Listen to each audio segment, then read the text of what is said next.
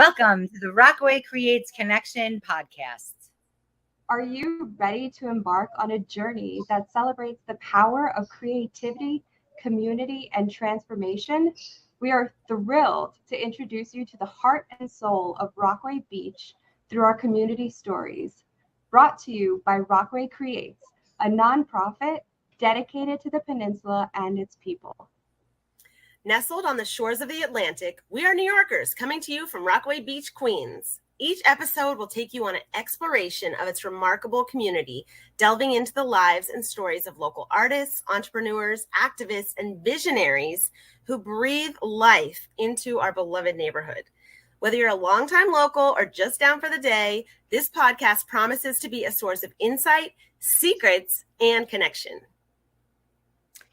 So get ready to be inspired, and you can go to rockawaycreates.org to learn more about us and how you can get involved. And if you like this podcast, please like it, binge it, and share it with your friends. All right. Here we are. Welcome, Andy. Hi, how are you? We're here for the 17th episode. I can't believe it. It's been 17 months going live month after month. And we're just squeaking in the nick of time for April. And our theme this month is courage. And it takes a lot of courage to be on a podcast. But Andy's no stranger to podcasting. Andy actually had his own podcast for many years called the Art Shamsky Podcast, which I'm excited to learn more about. Our guest today has been in public transportation. He's a photographer. He even had some groups at the Soho Gallery. So that's very interesting and amusing. And he's from Colombia, which is so amazing. And he has a history of doing leading tours for Spanish-speaking guests to New York City. So we have a lot to talk about, and we'd love to know your ins and outs for all the things you love about Rockaway. But welcome to the show. Yeah. Thank you so much for having me, Dana and Shane. Thank you. Yes. And you're one of our newer members. So we're excited that you joined. And let's start there. Like, what drew you to Rockaway Creates? Well, how do I put this? Let's see. My family's been tied to this peninsula for a couple of decades. I actually came out here at December of 2017. When I bought one of my dad's properties. He is still very much with us. It's not an inheritance, and living his best life. But That's another story. That's another show. So anyway, yeah, I came to Auburn in 2017, but I work a lot. And then I travel, and I came to realize, my goodness, I've got more friends out of town than I do in New York or at home. And so I reached out to a person who's become a very, very dear friend of mine, Dan Guarino. And I asked him, hey, you seem like a guy in the know. So how can I connect? How can I get out there? What's the community like? What's going on here? Because there's a vibe, but I'm not connected to it. And one of the things he told me about was Rockaway Creates. So I joined. Amazing. I love that. Mm-hmm. And I love so much about that. Like, just the conversation and your realization of like, wait, I need connection. Where do I go? And so it's, for everybody listening who thinks like, oh, everybody has friends except me. Like, we go through that as adults, and so many adults are like, I don't know how to make friends. But if you join a group that's already, in progress, and you find someone that just one little person, and you're a great example of that. Cool. I really want to tag that line, like Dan Guarino, he's in the know. And he's a great example. He said he's not been an actor, performer, but all of a sudden he auditions, he does this show, like he shows up. Absolutely. I am sure Dan would not mind that at all. Great. Absolutely. So fire away. I know I gave you a lot of material to work with. So by all means, hey, we've got an hour to fill. So you've been here for about 7 years. Did you grow up in Rockaway, or did you grow up in Colombia? No. If I could please offer a slight rectification of the facts here. No, I was born and bred in New York City. Okay. And I'm very proud of that fact. My parents were from Barranquilla, Colombia. and I was born maybe about a year after they got here. So okay, beautiful. So that's So, but I am a fluent Spanish speaker. So. And where were your tours when you were giving them? I'm so curious about that. Okay, now the tours that I did, let's see, the Soho Gallery for Digital Art was offering a very unique experience where, people buy these very feature-rich cameras. You can do a lot with a small photographic investment, $500. You can shoot pro-level stuff if you know what you're doing. So what the gallery wanted to do was have people go on a walking tour to just see some sites and, say architectural features and points of interest within the neighborhood that we were in, Greenwich Village. But all the while, you're getting individualized instruction on learning how to use the camera. So that's where I came in. And I would show people how to use, the shutter setting or the aperture setting or the ISO, which differentiates your brightness, things like that. Because, you've got what's called prosumer level cameras out there, not expensive at all, and yet they don't know what to do with them. They just put it on the automatic setting and just fire it. That's all.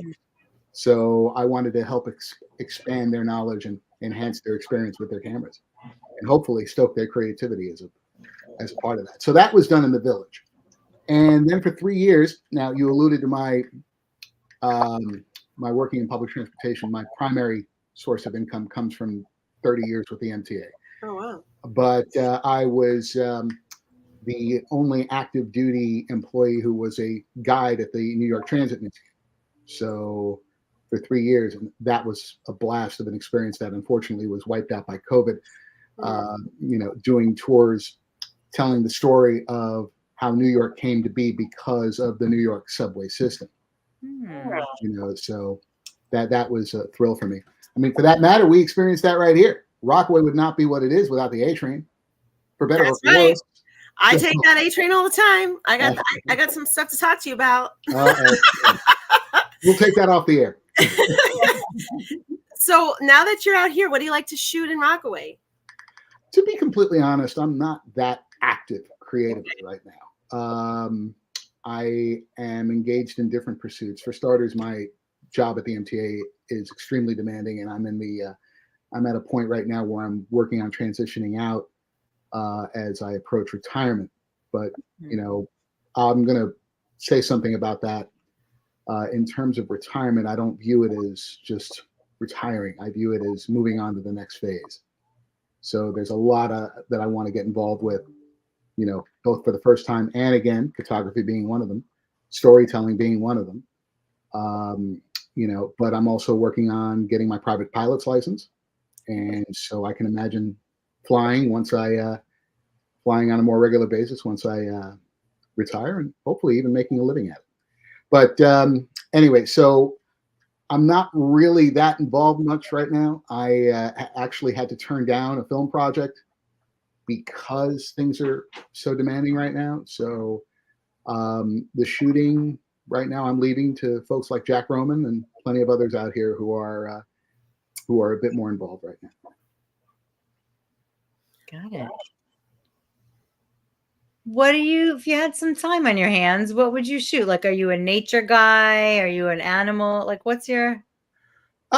My photography background primarily came in sports. I did a lot of work in baseball and through baseball-related charities such as Ed Randall's Fans for the Cure or the Ed Lucas Foundation. And so I would probably be plenty involved in that. And heaven knows there's a ton of nature out here. Yeah. We live in one of the most beautiful places on earth. And it's, I'm sure it's always worth documenting through a new set of eyes. But cool. Mm-hmm. Oh, well, that's great. Well, that makes sense why you're a part of Rockaway Creates. Like what you took pictures of was meaningful and it had a cause to it, which is always a nice bonus for the heart. That's right. Thing. Great. Absolutely. Well, baseball's been my game since I was a child, and to be as intimately involved as I was for a while was quite a privilege. Yeah, I remember seeing some of the video footage you had sent me when you first joined. Oh wow. Okay. Yeah. Yeah. I think Well, it was with the Mets.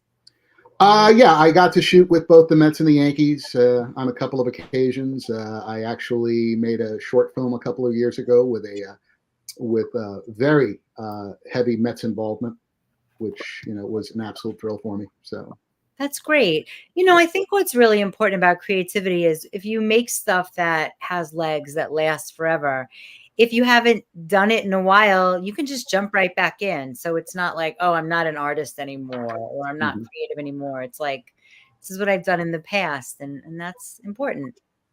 you never stop being a storyteller. You never stop being a creator. You never stop being an artist. All right. You might turn it off for a while, but it's always in you. And at some point, there'll be something compelling enough for you to get fired up again. Jump back in. So, and we'll see where that is, at some point. So. I love it. I love it. It's like, part of the process is the not doing sometimes, it's like, you can't just always be making art. It's like the process of living and being, you might retire from the MTA and then have a whole film that wants to come out about it. Who knows, but. Actually, that is something that I have in the hopper. Yes. You didn't plan that, you guys. Yeah. You know what? I totally forgot about that because I haven't thought about it in a good while. But truth be told, one of the things I am envisioning is a Ken Burns style treatment of the New York subway system because, again, without the subway, New York is not what it is. New York City was limited to approximately everything south of 14th Street on the island of Manhattan. And the population density was such where there were some areas of lower Manhattan that still hold the record for being amongst the most densely populated places on the planet. Wow. We're talking about, yes, on the planet. So we're talking about 120 years now since, that area has held that record. The subway allowed the city to expand. It allowed the city to breathe, and it took with it culture. It took with it commerce. It took with it ideas, and it took with it people. And so that's why we have the expansive city that we have today, because of the ability to move around. And that's a story I do want to tell at some point in the future. That's a great frame. There's a lot of complaints, but if we didn't have it, we wouldn't be able to go. Everybody would be stuck in their zone. Absolutely. Absolutely. And Rockaway would still be a place that people would come to by boat. Only. For the summer. Right. Wow. So there's that.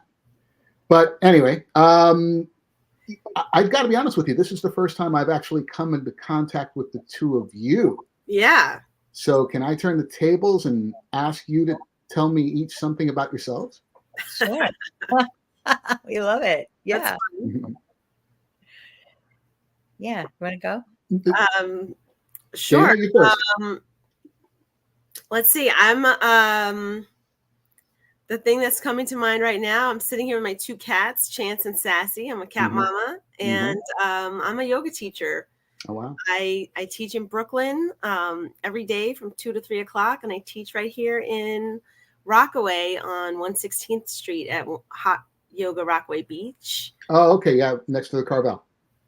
Right next to Carvel. That's right.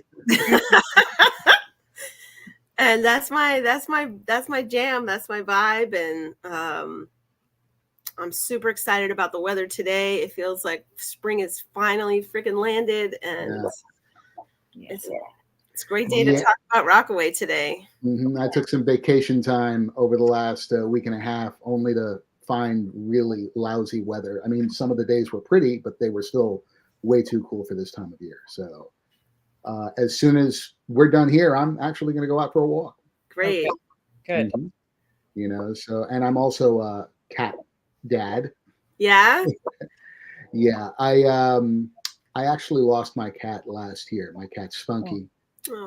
She was 18. It was very sudden.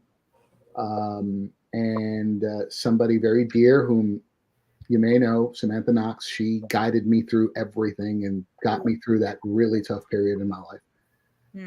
And so near me in Auburn, there is a colony of cats and one of them seems to have adopted me. So she started coming around. Oh. She was somebody that I helped TNR trap new to release, and then maybe a couple of months after, I guess I call her Squeaky because she doesn't meow. She's and Squeaky says, well, you're responsible. You did this to me. So now you're going to take care of me. And ever since then, she has just been here. Wow. So I never felt ready to get another cat. But in the meantime, I was the one who was adopted. She chose you. Yeah. Beautiful. I love that. Yeah, absolutely. So yeah, now we're stuck with each other. What about you, Shane? Let's see. Most recently, I've really been exploring with bedazzling wood, like what is it called? Driftwood. I've been finding driftwood and then just like putting tons of gems and glitter, and it's something I used to do, but I have a big resource from the materials for the arts, and I've just been like really going at it. And I recently sold 2 paintings, so my art has been calling my attention, and I'm very much in a doing phase, and for a long time I wasn't, and I was like, I should, and I'm like, nah, I'm just not. So when you were talking, I was reminded of that. And now it's like, I just plug in the glue gun. I ordered some, glue 3,000 or 7,000, and I'm just sort of going at it. Awesome. Wow. Yeah. Okay. 7,000. I mean, that sounds like it'll stick together 2 pieces of a bridge or something. Yeah, it's funny. Well, the hot glue gun is really easy. And then it's lasts longer, and it's not as like puffy. You can be more discreet about it, but it takes a while to stick. Okay. So I'm learning all these new things, and then I found this artist online, and he has a beautiful art. So I'm like, oh, it's not just my baby art or whatever negative thing I was saying. I'm like, this is really cool. And I love that it's the contrast of, earth, like driftwood, plus it's like over the top glam. So I kind of like that. Wow. Okay. That's wonderful. Oh, another thing that I am working on, though, that I should share with you all is that actually, I never got a bachelor's. And so that's always been an unfinished piece of business in my life. So I actually registered to go back to school. Now, granted, it's not a creative degrey, sorry. I mean, okay, it's a Bachelor of Arts. Okay. But no, it's a BA in business at SUNY Empire. So that's good for you. More or less what's going to occupy my time between now and my retirement.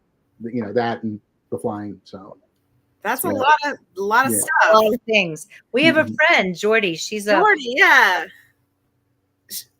pilot, and she's working towards being a commercial pilot as well. Oh, no kidding. Yeah. I think I might have heard about her from another mutual friend of ours.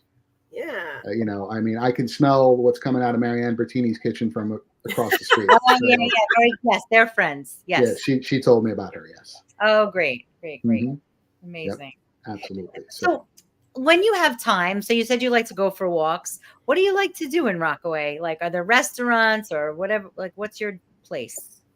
That's a very, very good question. I mean, I shouldn't be ashamed to say it. I'm kind of partial to Healy's, although it's been a while since I've been there. Oh, that's cool. So. What do you like to get there? Guy makes, they make a pretty mean vodka cranberry over there. So, here's the thing, again, being so busy and not spending as much quality time in Rockaway as I'd like to, I'm not that attached to any particular place here. Bates's, has seen a lot of my business. So that's a place that I've been to quite a bit and probably would qualify. I really enjoyed Bar Marseille. Yeah. But the thing was, I mean, between the presentation and the price points, I didn't see how a place like that would survive here long term. And sure enough, it has since closed. So, you know, but that was a place that I was going to, you know, a few times because I'm not far. I'm on the bay side of Arvern, so I can see the airport right, you know, right across the water from me. You know, So I'm not that far away. You were giving away tiles, and I picked them up from your house, so I know exactly where you live. But we didn't meet? No, because you were giving them away on Facebook free. I decided, just come get them. Yeah, so I took them. You took all of that? Yes. Oh my goodness! I didn't even realize it. That's so great. I did not realize. And yeah, they live in the van. They live in a van? And I thought I would need them right away, but I didn't. Now I have them. Okay. Well, hey, look, I'm glad I could help in some way. That's fantastic. You know, I mean, you know, if I don't need it, then I'm thrilled to be able to bless somebody else with it. Same here. Same here. We're really big on that. And because we're members of the MFTA, same thing. Like I'll take a bunch of stuff and then, you know, I just love to bring it to people. Doesn't it feel good to just give what you don't need? And, yes, you know, what, even if, you know, members of Rockaway Creates, of course, but even non-members, like it's just, you know, Dana and I and Galit and Jess, we're kind of like, we have our own things going on, but Rockaway Creates is really who we are as people, which is just spreading art, message of art, inspiration, and just doing good things. So got it. Yeah. And upcycling. I mean, this reminds me that we have a clothing swap coming up on May 16th, but it's a chance for people to like clean out their closets, do that spring cleaning, like pass it on. If it's not like, if you're not loving it and you don't feel great in it, like maybe someone else can. And so that's always like a good feeling too. Yep, absolutely. Does it bring you joy? No? Then out it goes. Yeah. You're so aligned. Yep, absolutely. Wow. Shane, I got a question for you though. I mean, what do you envision doing with the tile? What did I envision? First of all, I can be a collector of building supplies. Okay. At the time, I still am in the middle of redoing my attic. And I also cleared out a side yard. I live in a bungalow. So I thought they would be like the footsteps to get into the dirt and maybe have some, you know, but I think so I'm still playing with that, but I think they might crack. What I used it for right away is I have a chimenea and it makes it brown underneath, like maybe there's some fire heat. So I put the tiles under the chimenea so then I can just wipe them down instead of, you know, ruining the deck. And also I was like, oh, I can't just take 3. So then I took all of them or most of them. Believe me, I appreciate it. Yeah. So that's what I used them for right away was the chimenea. Fantastic. Oh, and by the way, in terms of the one spot that you're more than likely to find me at here in the peninsula, Stop and Shop. Which one? I actually will go to both. Okay. You know, depends on a number of factors, like, you know, what kind of mood I'm in. Do I want to take the drive? Do I want to? But you know, I actually am more of a fan of the one on 113 than the one here in Arvern. So, and what do you like to cook? What do you like to get there and make? Oh, well, hey, listen, I believe I shared with you how deeply tied I am to the city of New Orleans. And, and so I am not exaggerating when I say I make a mean gumbo. Oh, okay. Yep, absolutely. So throw everything in there. It's fantastic. Sausage in my freezer. Maybe I can give to your gumbo project. Okay. We should have a gumbo competition. Ooh. Why? Is there somebody else who makes gumbo on the peninsula? No, but I'm sure. But we have a couple of live viewers who have not identified themselves. I bet Marianne does. If anybody's watching that does a gumbo, chime in and let's see what happens.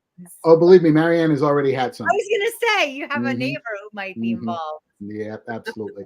So, you know, but yeah, so gumbo, you know, there are 2 times in my life when I'm in New Orleans and when I wish I was in New Orleans. And so, yeah, I try to, you know, concentrate on the cuisine, the traditional cuisine of the area, you know, so gumbo, jambalaya, dirty rice and beans. I haven't quite mastered the beans yet. I also am a huge New Orleans lover, and I try to go there. Like, it's a pilgrimage that I try to do like once a year. And Really? I'm really into parades, Mm-hmm. and I'm just curious, like, that's something that we have here in Rockaway too. There's Poseidon Parade, there's Dog Parade. Is that something that you have on your radar so you can have a little piece of New Orleans like right here at home? Well, I've heard about the Poseidon Parade. I believe it's held on Saturdays, and my issue is that I usually work on Saturdays. So Okay. I haven't been able to attend one yet. But yeah, I know it's very much in the spirit of a New Orleans Carnival parade. Yeah. So matter of fact, you all should call yourselves the crew of Poseidon if that name's not taken yet. Oh, maybe the Sequins and Feathers crew. Yeah, I like that. Ooh, I like that. Mm-hmm. I like that a lot, actually. Ooh. What do I like in New Orleans? I like Zydeco music. That's New Orleans, right? It's more Cajun country. Oh. But it's also become part of the New Orleans culture because it's so close. So, like, for instance, there's a famous restaurant called Moulette's, which is in the Warehouse District, and they do more of the Cajun cuisine and the Zydeco music, the more countrified part of Louisiana over there. So it's not quite part of New Orleans, but it's become so because of the proximity. So so there's that. But yeah, so New Orleans is more the cuisine is more known as Creole, and the music, of course, is jazz. Nice. Oh, right. Yeah. Once you get your pilot's license, do you imagine flying yourself there? It's actually a long trip. I mean, what most people don't realize, you get a stiff headwind, you're flying slower than, say, driving on a highway. So, really? Yeah, absolutely. I mean, that not on the way back. I'm sorry, but not on the way back or something. Not necessarily. I mean, it all depends literally on which way the wind blows. So you could get a tailwind bringing you someplace, and then a headwind coming back. So I remember flying in a in a Piper to, where did we go? We went to was it Groton? I think it was Groton, Connecticut, for the $100 hamburger, as we call it. Where of course, fuel costs, plane rental, all that, and then the actual price of lunch, it becomes the $100 hamburger, and of course, it's gone up with inflation. So let's see. So I remember getting there so fast. I mean, I think we might have been topping out at about 70 to 80 knots. Okay. On the way there. So we got there really, really fast. And then coming back, we were doing 55 all the way back to New York. So, I mean, we'll see. I mean, it does become a little cramped. It does become a little,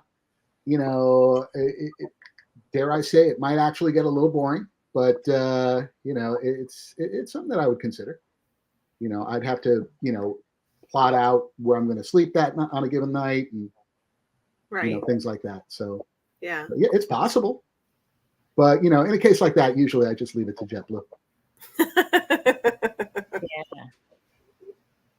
Yeah. But I tell them, hey, listen, if you guys need a break, I'm here. So are Mondays usually your day off? Yes, Sundays and Mondays. Oh, great. Well, we also have our meetings on Mondays. If you want to potentially join us, our next one's coming up on May 6th over at Coastal, the frozen yogurt place. Yeah, right next to Healy's. Right next to Healy's. So you can I know where y'all are. Get your drink on and then come join us, or party after, or whatever it takes. Thank you. Thank you very much. I'm sorry, when's the next meeting scheduled? It's Monday, May 6th. Okay. From 7 to 9. Yeah, it'd be great to see you in real life and introduce you to some of the other members and fans and followers of Rockaway Creates. Yeah. Very casual. We hang out and we just talk and get to know each other and share something about what we're looking to do. Yeah, last time it was on April Fools, and we shared it was pretty funny. We shared a vulnerable story, or when we felt like a fool. Cool. And it was so delightful, like unexpectedly delightful. So it's like everybody, you come in whatever mood you're in, and everybody always leaves feeling a little lighter and more tickled and more connected. And it's just like, it feels like real community medicine. Wow, that's fantastic. Yeah. Well, I know I'm a member, but it's just making the time to get there. I will at some point, I'm sure. Yeah, pop in. You don't even, you can just to get a little taste. We'd love to see you and have you. So thank you. Thank you very much. Yeah. I can relate to the feeling like a fool thing. In my bio, it mentions that I was a journalist in a past life. But the toughest thing for me in terms of feeling like a fool was asking an incorrect question. And of course, if you're pursuing a story, you're on deadline, you've got editors waiting for you. You certainly, and you're taking the time of the interview subject who's been asked the same thing 100 times over. But, getting the question wrong, like for instance, I was covering, it was one of my first jobs when I was like 19. My goodness, I can't believe it. And just speaking about creativity, that was over 30 years ago, and yet that still sticks with me. Wow. That has an incredible appeal for me, and it's something else that I'm looking at exploring post MTA. But, like asking, we were covering, we were going through a pretty rough period where there were two racially tinged murder trials going on. And, I confused the lawyer for the Howard Beach case with being on the Bensonhurst case. And, I just got this look from him like, why are you wasting my time? Yeah. And my goodness, that was almost traumatic. Oh, feeling. That's a good example. Yeah. So that's the kind of thing that, in terms of feeling like a fool, I make sure that the question's right before I ask, because I don't ever want to feel like that again. Yeah. I can relate. I had the opportunity of interviewing Howard Stern one time at this pet charity event, and it was totally on the spot. And I had prepared nothing, and he's like that's his job. Like, he's a professional interviewer. And I asked him a couple of questions, and then I was like, all right, this is over. Like, I could tell he was like, can I go now? Well, I got to ask, did you get to talk to Beth? Yeah, well, she's yeah, exactly. Yeah. So it was, she was, the whole reason they were there was because Beth O was part of the charity that was sponsoring the event. But yes, I actually got to spend a lot of time with Beth, but this was the first time I got to interview Howard, and it was, I don't think it really broke any ground. Yeah, I will say this, Howard, of course, is known as being the shock jock, but I don't think he gets credit for how good an interviewer he is. Right. Yeah, you're right. He makes it seem easy. He makes it seem very easy. He goes deeper than, now granted, I'm not a Sirius, is that the channel he's on? Yeah, I'm not either. But yeah, heaven knows I'm familiar with what he does, and it's just incredible work. So yeah, he gets right in there. Yep, absolutely. But wow. I'm sorry, did you work in media, Dan? Yeah, I was a publicist for 15 years. Oh, wow. Okay. And you're no longer active at this point? No, I retired from that career, and second act. Okay. Yeah. All right. And Rockaway Creates is but part of that second act. Well, yeah, Rockaway Creates is a passion project, that it's fun and inspiring, and it brings me a lot of joy to be part of it. And we're all volunteers. It's a nonprofit. But yeah, I do spend time on it. Yeah, Rockaway Creates is pretty much the only press release I'm going to write from this day forward. I've written my share of those too, believe me.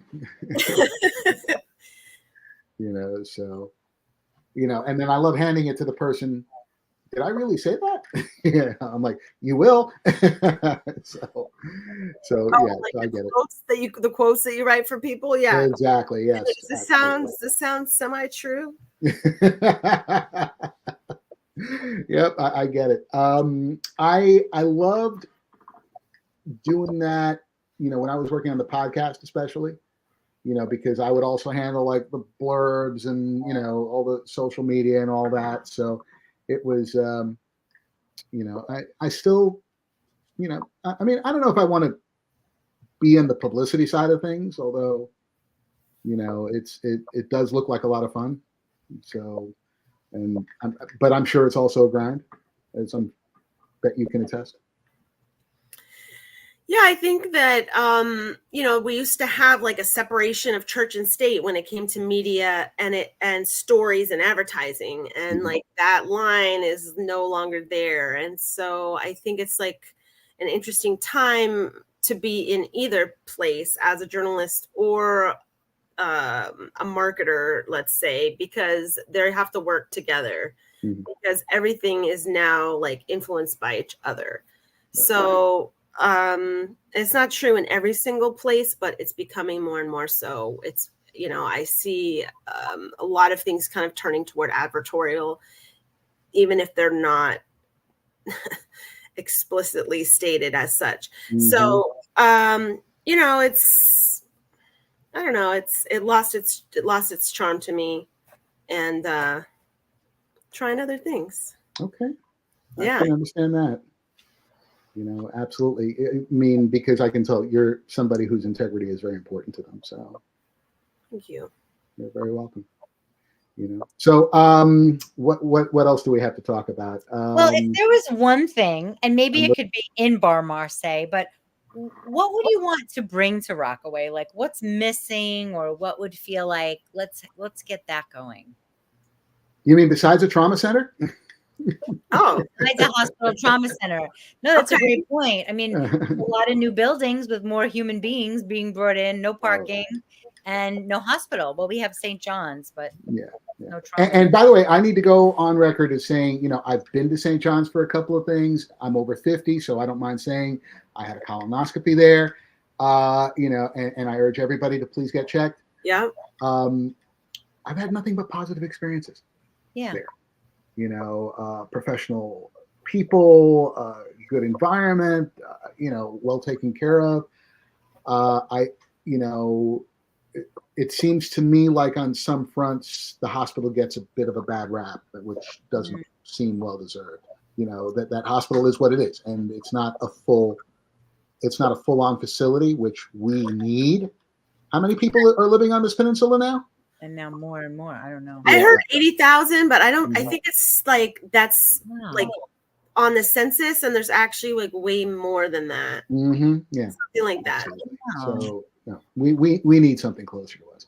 But let me get off the soapbox. No, that's okay. That was the answer. You can give another answer, but I think that's important. We don't just, it'd be nice to have another bookstore, but a trauma unit would be amazing and needed. Absolutely. The thing here in Rockaway is that I think the culture is just so defined by the water. It is entirely defined by the water. And so the businesses and institutions that we have here are devoted to that. And for that matter, I mean, what do we enjoy? When we are, those of us who are locals, what do we enjoy? We enjoy going to the water. We enjoy using it recreationally. And so I don't quite see what, if anything, is missing here, aside from a trauma center, obviously. But, I feel like I've got pretty much everything I need. You know what? Okay. How about more gallery space? Oh, yes. That's something that I'd like to see now that I think about it. So that's a good one. Because let's face it, if we had full-time weather the way we do today, this place would be Miami Beach. So what does Miami Beach have that we don't? All right. Now, granted, okay, the creative side of Miami is more. a lot of cafes, you know, gallery space, you know, more outlets for creative expression, I think, are what's needed. Clubs. Yeah, that too, you know, but, you know, look, I mean, you've got some places on here who are already known as not very good neighbors because of the noise they generate. I'm not going to mention any names. And so, you know, I don't know if we need that, but certainly something that. There's a way to do it that doesn't bother, you know, that is soundproof and doesn't bother other people. You hope. Yeah, absolutely. So yeah, I'd like to see more outlets for creative expression. Beautiful. You know, I remember saying that I sent you out a lot of material. Did the fact that I was a stand-up comedy producer Oh, right. make it into that? Right. What was that amongst the materials that I sent? So I don't think I would have remembered that. I've done some Mm-hmm. stand-up. I don't remember that part. Yeah, no, I can see that, you know, and so, you know, places like that, you know, Venue. that a venue, a little intimate venue that, you know, where you could go catch some jazz or some spoken word or, you know, whatever. I think that's something that's necessary here too, now that I think about it. Great. Well, me and one of my business partners, Jess, we did that in Coastal Yogurt as a place called Lighthouse. So we actually have an art night tonight, ice cream social. And if you want to make art, it'll be there. But we did an open mic on Sundays. So that'll be coming back next winter. And the hope is to have a space that's not a bar, but it's a venue that might have wine, but it's not bar focused. It's more entertainment, gallery, art, creativity, self-expression. That's my dream. Yeah. So shall it be? I can, you know, I can absolutely see that succeeding here. Yeah. You Same. know, and I think the key is, you know, have something that will welcome all in the summer, but will also serve locals throughout the rest of the year. Yes. So, you know, that's the thing that unfortunately I think Bar Marseille failed to do. Oh yeah. I mean, to keep that up in the winter, that rent, I don't know who could do that. Yep, that's the thing. You know, like when I was producing live entertainment, you know, that was also a vision of mine at some point. Who knows? I'm not necessarily, you know, saying no to doing something like that at some point. I mean, heck, if I can raise the money, why not? But you know, I always told anybody who was trying to get into that business, remember, you've got to pay 30 days of rent every month. So you've got to make sure you're bringing in 30 days of income. Yeah. Every month. So, and if the venue's dark, then you're not producing, and you know that's a problem. Yeah. So, but of course, everybody does deserve one night off a week at least. Yes.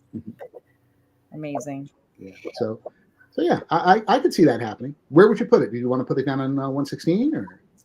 Well, I mean, I love, you know, I'm in the 20s, so I would like it to be somewhere in, I don't know. I'm pretty open. I don't know. It always seems to be like, if you had said, oh, do you want to be uptown near Coastal? It's not my favorite neighborhood, but it's very accessible. It's right by the ferry. It's right by the train. It's right on the block of the hotel. And we sort of grew into it, and it became such a beautiful place for arts. And the ice cream was closed, so we had freedom to do whatever. Now we've taken all our decorations down, but we're still hanging out and doing things Monday nights. And we have an artist the end of May into June, Christian. He's going to do his watercolor art. He's going to have a show for a month. Oh, wow. So and then we have a book signing on Wednesday. This guy wrote a book, Seth Bornstein. Will have a reading and a signing. So we're doing small events like that for now. If there's any artists that want to, or we had a writing group come in, you know, so slowly it's happening. But we would like our own space. But that idea of paying rent every month is a little I know. just by ourselves. But we're happy to split the space. Like that's, you know, this has been so lovely because we split it with who's generous and kind, Sam, and we split it what feels really fair to everyone. So we're not just like, oh, that's why it's been so easy to flow there. Got it. Yeah, I'm pretty tied to that part of the peninsula too, because my father, that's one of the places that he bought. He actually had bought two of the houses right in front of the school over there. Yeah. And believe me, that's where well, I mean, I've got my sandy stripes. I'll put it to you that way. So, we've been here that long. The house that I own now was in my family, and the two properties over by near. Oh, you're right there. Yeah, near the. I'm sorry, what was the name of the ice cream place again? Oh, Coastal. Thank you. Yeah, the two properties near Coastal. So yeah, no, I'm pretty familiar with that part of the peninsula as well. Awesome. So and that's where we had to recover. Got it. So yeah, that was something. I Okay. sincerely hope it doesn't happen again. Yes. No, we're staying in the clear. Amen to that. Wow. Yeah. Cool. Well, Andy, it was so nice getting to know you a bit, and thank you for showing up. Your background looks great. Your story is great. You're like, yeah, I love it. Thank you very much. I really appreciate it. That harkens back to my journalism days. So that's something that I always loved. It's like you're on a movie set. Yep. Exactly. That's that's what I was working towards. Thank you so much for that. I really appreciate it. Yeah, it's pretty impressive. I just really let in what I'm seeing. Absolutely. But thank you so much for having me, Dana, Shane. It was a real pleasure. Real pleasure talking to the two of you, and hopefully I'll see you IRL real soon. Yeah. IRL, yes. Excellent. Cool. Well, happy sunny day. Enjoy your walk. Thank you. And for anybody who's watching this, we have a couple of things coming up. Make sure you sign up for our email list. Dana sends out a lovely email, maybe twice a month, or join our Facebook group for all the events. And Thursdays we have post anything. So if you have an event coming up or something selling or whatever, you can post it that day. That sounds wonderful. And for those of you who want to get in touch with Andy, what's the best way for people to reach out to you if they have any questions about your film projects, your photography, or anything about the MTA or the Mets? Okay. Well, the MTA we're going to leave for when I'm on the clock, please. Transit history, I'm happy to talk about anytime. Great. Right now, the best way to reach me is via Facebook. Cool. I'm very active on Facebook and Instagram. My handle is imagesar. And that really is the best way to reach out to me right now. And should I become active in some sort of creative project again, I will absolutely, restart an infrastructure for things like websites and stuff like that. But right now, social media is the best and easiest way to do it. Amazing. Well, thank you. And thank you, Dana. Yes, thank you. I just followed you, Andy, and now we're IG friends. That's wonderful. Yeah, I see you. Absolutely. Thank you so much, ladies. Okay. Have a great day. You too. Bye-bye.